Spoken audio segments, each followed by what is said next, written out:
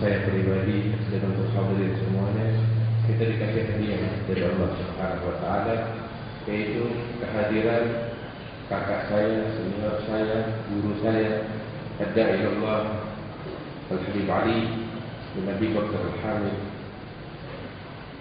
dari Malaysia atau dari Bondowoso, saya nggak tahu. Yang jelas beliau adalah seorang da'i ilallah senior kita semua.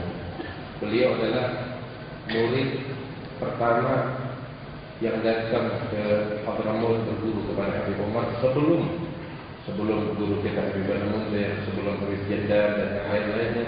Beliau adalah orang pertama dari orang-orang Indonesia yang belajar di tangan Habib Umar di negeri Hadramaut. Beliau adalah Habib Ali bin Bakar Al-Hamid, yang insyaallah kita akan mendengar nasihat beliau yang sangat-sangat bermanfaat untuk kita sekalian. Buka kita punya hati. Apa yang akan kita dengar, kita jadikan sebagai pedoman di dalam kehidupan kita. Mudah-mudahan kita mendapatkan manfaat yang sangat besar di dunia dan di akhirat.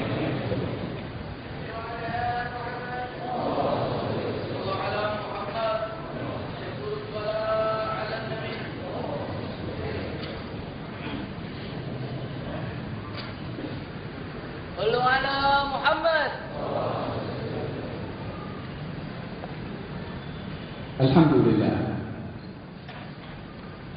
الذي أرسل رسوله بالهدى ودين الحق ليظهره على الدين كله ولو كره الكافرون، والصلاة والسلام على سيدنا وحبيبنا وشفيعنا وقرة أعيننا رسول الله محمد بن عبد الله وعلى آله وصحبه ومن والاه. أما بعد، السلام عليكم ورحمة الله وبركاته. Kepada para barisan habaib, orang-orang tua kita, hadirin dan hadirat yang dirahmati oleh Allah Subhanahu wa taala. Kita berada di salah satu taman surga yang perumpamaan itu diberikan oleh Nabi Muhammad sallallahu alaihi wasallam oleh karena naluri manusia itu suka kepada keindahan, yang keindahan itu salah satunya adalah dalam berbentuk taman. Akan tetapi sejauh mana bayangan manusia memikirkan akan keindahan sebuah taman, tidak dapat menyamakan keindahan taman yang ada dengan keindahan taman-taman surga. Maka dengan demikian Nabi Muhammad sallallahu alaihi wasallam bersabda, "Idza marartum bi riyadil jannati fartaq." Kalau kamu melewati taman-taman surga, hendaklah kamu menghampiri. Para sahabat bertanya, apakah taman surga itu wahai Rasulullah? Nabi menjawab, hilaqul dzikri atau hilaqul ilmi. Halaqah zikir atau halaqah ilmu. Dalam majlis seumpama ini juga Nabi Muhammad sallallahu alaihi wasallam ketika melihat dua majlis di masjid Rasulullah, yang satu berzikir dan berdoa, sementara yang satu lagi adalah sedang mengkaji tentang ilmu. Maka Nabi sallallahu alaihi wasallam duduk di majlis yang sedang dilakukan pengajaran ilmu, lalu Nabi bersabda, kedua majlis ini baik, akan tetapi ini lebih baik, yakni majlis ilmu. Innama bu'ithu mu'allima, sesungguhnya saya diutus oleh Allah adalah sebagai mu'allim, sebagai guru. Kalau dalam majlis seperti ini yang diajarkan di situ ilmu, yang waktu itu orang lain yang mengajar, Nabi melihat ada majelis ilmu, lalu Nabi duduk di majelis ilmu. Lalu siapa gerangan yang bila mana diberitahukan ada majelis ilmu di situ, yang pada majelis seperti itu Nabi sendiri turun duduk mendengarkan? Siapa yang tidak mau menghadiri majelis ilmu? Kalau Rasulullah menghampiri majelis ilmu tersebut, orang yang tidak mau menghampiri majelis ilmu adalah orang yang merugikan untuk diri dirinya di dunia, apatah lagi di akhirat. Allah Subhanahu wa Ta'ala mengangkat derajat seseorang itu dengan ilmu. Allah Subhanahu wa Ta'ala di dalam Al-Quran bukan manusia saja yang diangkat oleh Allah Subhanahu wa Ta'ala, tapi hewan yang berilmu Allah Subhanahu wa Ta'ala angkat derajatnya. Allah kisahkan atau ceritakan di dalam Al-Quran 3 jenis hewan yang ada kaitan dengan ilmu. Diceritakan sampai hari ini hewannya sudah tidak ada, tapi sampai saat ini kita menceritakan tentang hewan yang berilmu. Yang pertama anjing, yang kedua semut, yang ketiga burung. Allah Subhanahu wa Ta'ala berfirman dalam Al-Quran, "Yas'alunaka madza uhilla lahum qul uhilla lakum at-tayyibatu wa ma 'allamtum min al-jawarihi mukadzibina tu'allimunahunna mimma 'allamakumullah. Fakulu mimma amsakna 'alaikum wadhkuru ismallahi 'alaihi." Mereka bertanya kepadamu, wahai Rasulullah, kita mau tahu bagaimana Allah mengangkat derajat orang yang berilmu. Hewan punya ilmu Allah angkat juga, Allah muliakan juga, untuk memberikan rangsangan kepada kita supaya kita semakin semangat mau mencari ilmu. Yang mengangkat derajat kita bukan manusia. Manusia kalau angkat derajat kita, jatuhkan kita, tak berubah posisi kita di sisi Allah Subhanahu wa Ta'ala. Tapi kita ingin diangkat di sisi Allah Subhanahu wa Ta'ala walaupun orang tak peduli dengan kita. Kita tidak mau diangkat oleh manusia jatuh di mata Allah. Kita mau diangkat di mata Allah Subhanahu wa Ta'ala walaupun manusia memandangnya kita jatuh. Tapi orang diangkat adalah orang berilmu. Mereka bertanya kepada kamu, wahai Rasulullah, tentang hukum makanan-makanan yang dihalalkan.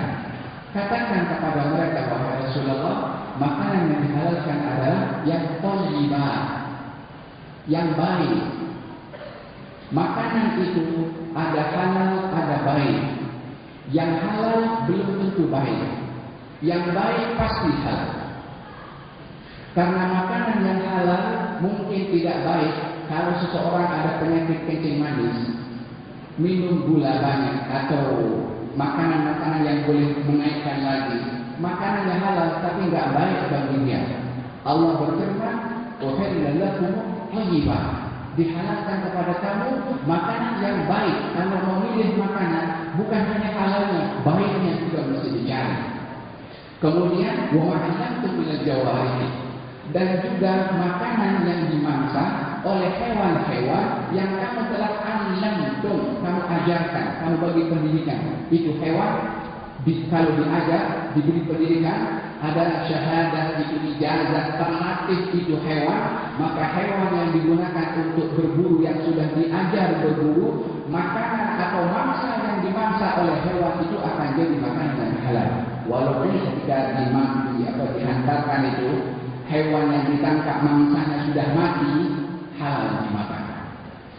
Kalau ada hewan lain yang tidak belajar, tak punya ilmu, dihantarkan untuk memangsa juga hewan lain, dimangsa dibawa, hukumnya haram kalau sudah mati. Apa yang membedakan? Sama-sama ini anjing, ini pun anjing juga umpamanya.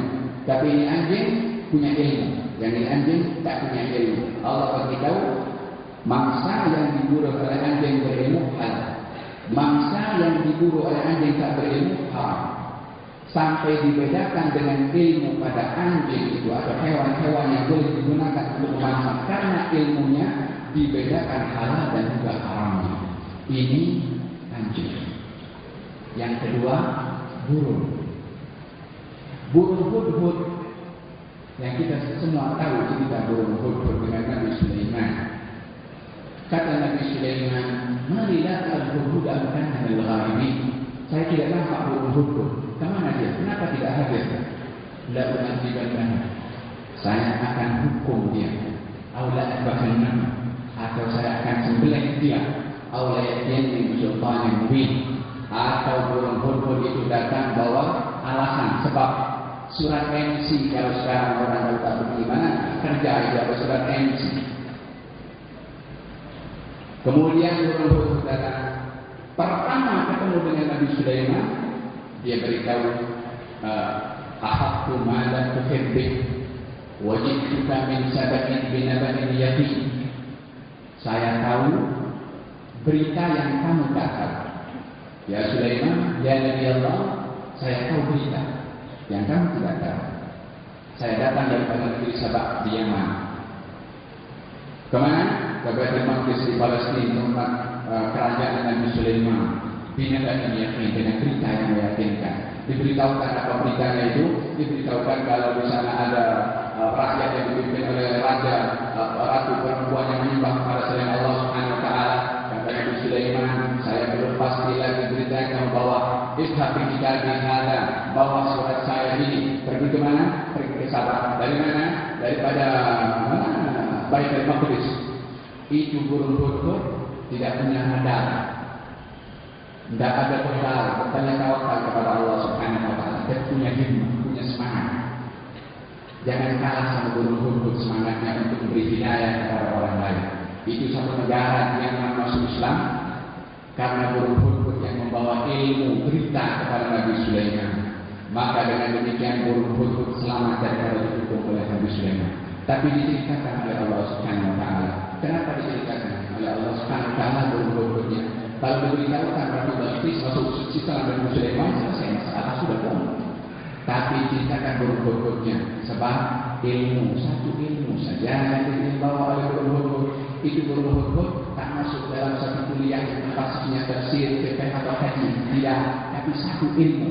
Rasulullah bersabda, dan lewatnya walau sampaikan daripada saya walaupun satu ayat. Itu satu ayat yang dibawa oleh burung Hudhud, satu kampung masuk Islam. Ilmu. Yang ketiga, semut. Yang kita nampak kecil, tidak tak kelihatan. Semut punya ilmu juga, tapi ilmu semut adalah bermanfaat. Karena di situ ada ilmu yang tidak bermanfaat. Ilmu bermanfaat, masih ada ilmu. Walau sebulan, kalau disebut dengan Allah illa bu'da. Siapa orang yang ilmunya bertambah, hidayahnya tidak bertambah, dia semakin jauh dari Allah. Tapi orang yang bertambah ilmunya, semakin bertambah hidayahnya.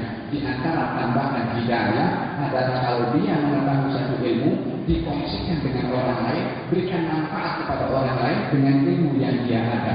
Kalau tidak mampu menyampaikan ilmu kepada orang lain, dan ajak orang lain supaya mencari ilmu, supaya terselamat daripada bahaya yang berlaku di luar yang boleh memelirukan akidah dan pemikiran kaum muslimin.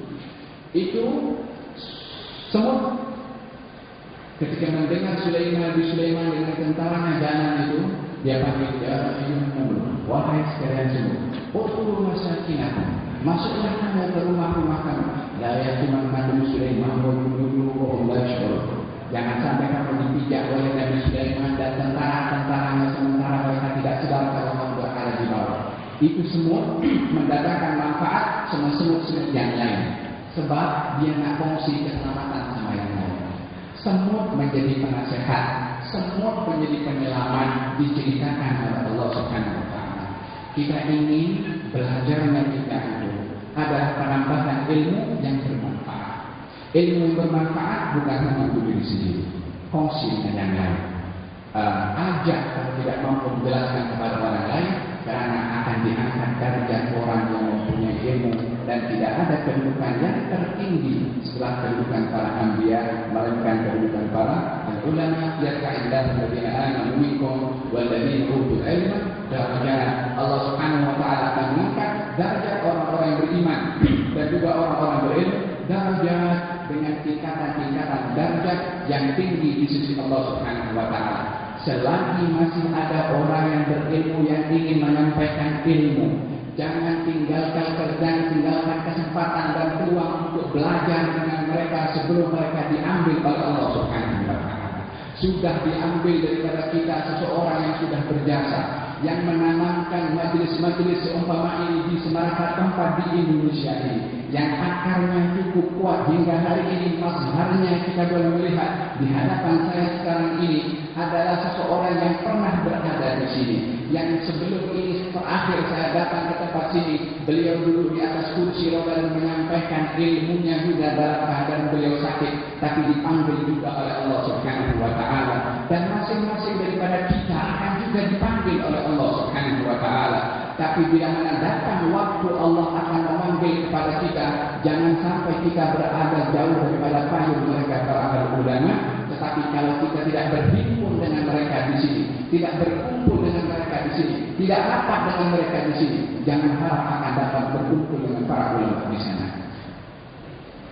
Man jalasa al-akhyar husyira ma'al akhyar wa in kana min al-ashrar, wa man jalasa al-ashrar husyira ma'al ashrar wa in kana min al-akhyar. Kata Imam Haddad, siapa orang yang duduk dengan orang-orang yang baik, siapa yang lebih baik daripada ulama, akan dikumpulkan dengan para ulama juga, yakni berada dalam lingkaran mereka walaupun awalnya dia orang tidak baik. Orang yang dia berkumpul dengan orang yang tidak baik akan dikumpulkan bersama dengan orang yang tidak baik walaupun awalnya dia adalah orang yang baik. Wasiat Luqman al-Hakim kepada anaknya untuk mementingkan tentang duduk dan rapat dengan para ulama. Ya bunayya jalisul ulama wa zahimhum bi rukbatayk fa inna Allah yuhyil qalba bi nuril ilmi kama yuhyil arda wa bil sama. Wahai anakku, duduk kamu dengan para ulama. Mau duduk, tengok dengan siapa kita duduk. Jalis, duduklah kamu dengan ulama, bukan hanya duduk. Wazahimhum bi rukbatayk, rapatkan lutut kamu dengan lutut mereka. Apa maksud rapatkan lutut kamu dengan lutut mereka? Bukan berarti semua, tidak boleh semua lutut akan rapat dengan lutut satu orang ulama. Berpegang dengan mereka, walaupun mereka tidak ada di hadapan kamu, walaupun mereka tidak nampak di dalam pandangan kamu. Rapatkan hati dan jiwa kamu dengan mereka. Jangan hanya rapat ketika duduk berhadapan kelihatan dengan mata kepada mereka. Jangan berbagai. Rapatkan kamu dengan mereka, termasuk dengan lutut kamu, supaya kamu tidak jauh daripada mereka dalam perjalanan hidup kamu. Walaupun orang yang sudah tiada. Fa inna Allah yaj'al qalba min nuril ilmi. Allah akan menghidupkan hati seseorang yang keras itu dengan cahaya ilmu, umpama Allah akan menghidupkan tanah yang kering dengan turunnya air hujan. Hujan kalau turun, tumbuh-tumbuhan akan tumbuh. Anda duduk dengan para ulama, hati Anda akan disubuhkan dengan cahaya iman kepada Allah Subhanahu wa taala. Ambil peluang sebelum diambil mereka oleh Allah Subhanahu wa taala yang kita tidak akan mempunyai panduan. Innallaha la yantazul ilma intiza'an ba'da anzalahu iyyah. Allah tidak akan angkat ilmu yang Allah sudah turunkan ke atas muka bumi ini, akan tetapi ilmu itu akan diangkat oleh Allah bidihabil ulama, dengan perginya ulama, dengan meninggalnya para ulama. Hatta idza lam yabqa illa ru'usan juhala idza su'ilu aftau bi ghairi ilmin fadallu wa adallu. Kalau sudah ulama tidak ada, yang ada adalah orang-orang yang bodoh, yang jahil, tak berilmu, menampakkan seakan-akan dirinya berilmu. Kalau ditanya akan berfatwa ikut punya suka, fadallu wa adallu, sesat dan menyesatkan orang lain. Sebelum tiba diangkatnya ulama kepada Allah Subhanahu wa taala, yang mereka adalah merupakan cahaya yang memandu kita kepada jalan yang dibawa oleh Nabi Muhammad sallallahu alaihi wa ala alihi wasallam. Istiqamahlah di dalam mencari ilmu. Hayati ilmu itu yang sudah dipelajari. Praktekkan dalam kehidupan kita dan bersahabatlah dengan orang-orang yang mendatangkan manfaat keilmuan kepada kita. Kita berdoa kepada Allah Subhanahu wa taala. Saya datang dari Malaysia, salah satu maksud utama datang di sini menghadiri majlis. Yang setiap kali saya datang pergi ke Jakarta sini saya akan hadir. Terkadang saya akan duduk di belakang di situ. Masa hidupnya sambil nunggu berbuatan musyawarah. Mudah-mudahan Allah Subhanahu wa taala berkati ini sudah pada hari ini. Allah Subhanahu wa taala golongkan kita orang-orang yang menghayati ilmu dan diangkat derajat kita oleh Allah dengan ilmu.